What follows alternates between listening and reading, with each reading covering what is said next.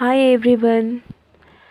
आइए आज हम लोग समझते हैं गणित के 100 समीकरण से कैसे माँ दुर्गा का चित्र बनता है। प्राचीन भारत जिसने गणित से ईश्वर को प्राप्त करना सिखाया।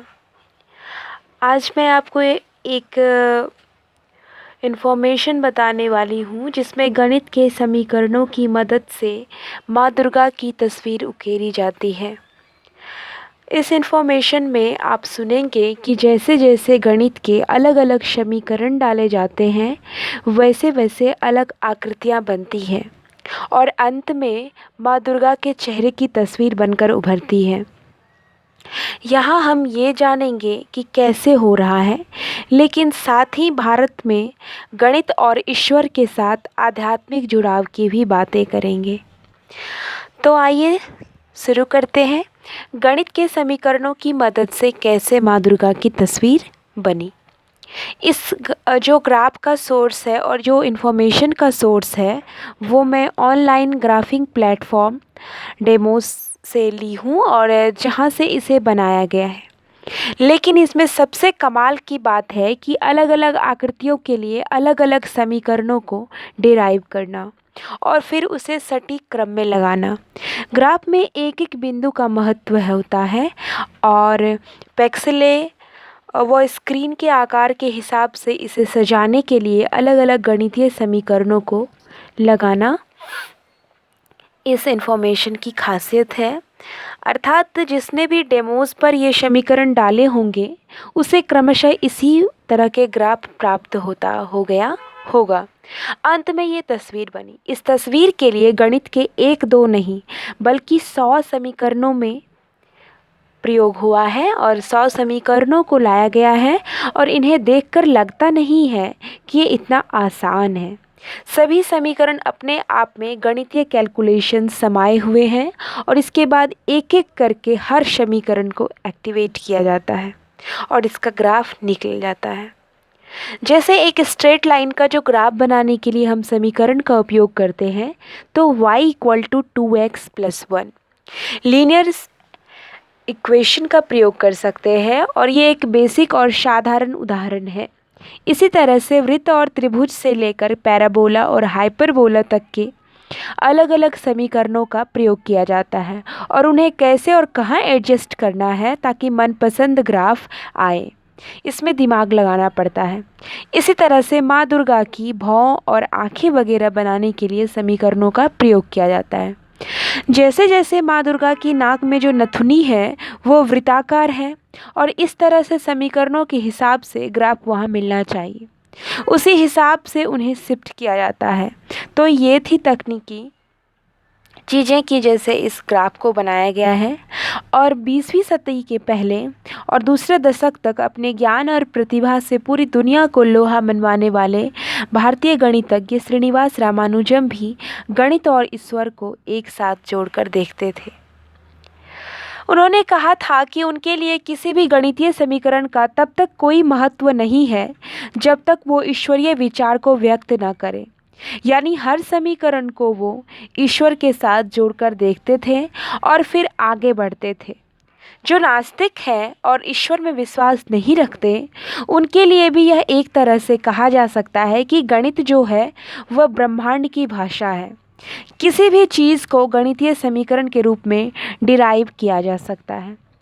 श्रीनिवास रामानुजम किसी भी फिजिकल या मेटाफिजिकल चीज़ को गणितीय समीकरणों के रूप में देखा करते थे, इसलिए उन्होंने ऐसे ऐसे समीकरण बनाए जो सभी के पल्ले भी नहीं पड़ती थी और उन्हें समझने के लिए आज भी लगातार रिसर्चेज हो रहे हैं। इसी तरह आप स्विस गणितज्ञ लियोनार्ड आयलर का उदाहरण भी ले सकते हैं। यहाँ से समझने की ज़रूरत है कि जितने भी ईश्वरीय रूप हैं उनका मूल प्रकृति ही है। भारत जिसने हमेशा गणित को ईश्वर को प्राप्त करने का माध्यम माना। भारत में तो हमेशा से प्रकृति की पूजा होती आई है।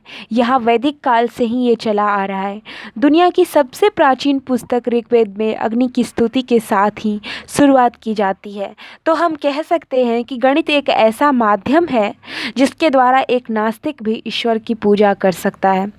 इसी मामले में हम हमेशा से सभ्यताओं से आगे रहे हैं और इसने गणित और प्रकृति के संबंध को समझा है और ईश्वर तक पहुंचाने का माध्यम बनाया है। पश्चिमी सभ्यता की सोच हमेशा से बिजनेस ड्रिवन रही है, लीनियर रही है। हमारे साथ ऐसा नहीं है। हम अनिश्चितताओं के साथ खुद का तालमेल बिठाने में हमेशा से अभ्यस्त रहे हैं। इसी कारण है कि हम शून्य और अनंत के साथ तालमेल बिठाते आए हैं। हमने ईश्वर और मनुष्य के अंतर को इस रूप में देखा है कि जहाँ ईश्वर अनंत है वहीं मनुष्य अनंत बार जन्मता मरता है और ये क्रम, ये साइकिल हमेशा चलता जाता है। भारत में हमेशा से शून्य और अनंत यानी इन्फिनिटी की चर्चा होती आई है और इन दोनों के माध्यम से हर चीज़ को समझने की कोशिश होती आई है। पूरी दुनिया में आज भी एक ऐसा हिस्सा है जो अपने मज़हब के आधार पर दुनिया को गोल मानता है, लेकिन हम कभी इस बात पर आश्चर्यचकित नहीं रहे हैं कि दुनिया गोल है। और क्यों? क्योंकि हमें ये बातें आदिकाल से मालूम थी। ये गणित को लेकर हमारे समझ का ही कमाल था। हालांकि पश्चिमी सभ्यता के लिए ये काफ़ी बड़ा शौक बनकर आया था कि अरे पृथ्वी तो गोल है। आज भी वर्ल्ड इज़ फ्लैट पर एक संस्था है जो इन बातों को नकारती है। तो भले ही ये पश्चिमी जगत के लिए एक खोज था, प्राचीन भारत के लिए एक ऐसी चीज़ थी जो उनकी समझ में पहले से समाई हुई थी। आप भारत की प्राचीन संरचनाओं को ही देख लीजिए, आपको पता चलेगा कि हम शुरू से ही ज्योमेट्री और सिमेट्रिसिटी को लेकर अच्छी समझ रखते हैं। हमारे उदाहरण है, लेकिन गुजरात स्थित मढ़ौरा का सूर्य मंदिर को हम यहाँ देख सकते हैं। साल में 2 बार ऐसा होता है जब पृथ्वी की भूमध्य रेखा से सूर्य के केंद्र का आमना सामना होता है। इसे इक्विनोक्स कहते हैं। 20 मार्च और 23 सितंबर के आसपास हर साल ऐसा होता है। सीधे शब्दों में कहें तो यही वो मौका होता है जब सूर्य का केंद्र भूमध्य रेखा के ऊपर होता है और जब इक्विनोक्स के दिन सूर्योदय होता था तो सूर्य की किरणें सबसे पहले सूर्य की प्रतिमा के सिर पर स्थित हीरे के ऊपर पड़ती थी। इसके बाद पूरा मंदिर स्वर्ण प्रकाश से नहा जाता था। सिमेट्रिसिटी हमारी पुरानी संरचनाओं का एक अहम हिस्सा है और भाग रहा है। क्यों? क्योंकि यह एक ऐसा ही संभाव, एक ऐसी ही सिमेट्रिसिटी आपको प्रकृति हर जगह दिखाती है। यह प्रकृति की एक खासियत है, इसलिए प्राचीन भारत की हर संरचनाओं में इसका इस्तेमाल किया जाता था। परफेक्शन के साथ हमें प्रकृति के साथ कितने सहज थे और कितने अच्छे तरीके से उसे समझाते थे, उसका ये एक अहम प्रमाण है। गणित और उसके समीकरणों पर आधारित रहा हमारा यह आध्यात्मिक इतिहास। हमारा जो थॉट प्रोसेस थी, यानी हमारी जो सोच विचार की प्रक्रिया थी, हमारा जो दर्शन था, वो हमेशा से गणित पर आधारित रहा है। कहा जाता है कि गणित प्राकृतिक दर्शन, नेचुरल फिलॉसफी का ही एक भाग है। यहाँ तक कि आध्यात्म में भी हम गणित का इस्तेमाल करते थे। दुनिया की कई सभ्यताओं में 16वीं शताब्दी से पहले भी एक से एक बढ़कर गणित हुए जो मेटाफिजिक्स में भी पारंगत रहे। भारत में 7वीं शताब्दी में ही ब्रह्मगुप्त हुए थे, जिन्होंने गणित और खगोलीय ज्ञान से दुनिया को एक नया रास्ता दिखाया। उन्होंने इस पर पुस्तकें लिखकर शून्य की गणना की प्रक्रियाएं समझाई। उनके सारे टेक्स्ट अंडाकार या दीर्घवृत्ताकार रूप में हैं। इस समय संस्कृत में ऐसा ही किया जाता है, यानी हमारी भाषा और उसका साहित्य भी गणित के समझ के हिसाब से लिखे जाते थे। खगोलीय विज्ञान भी प्लेट मोशन का कैलकुलेशन है। खगोलीय विज्ञान जो है वो प्लैनेट मोशन का कैलकुलेशन है। गैलीलियो ने भी इसकी गणना की थी।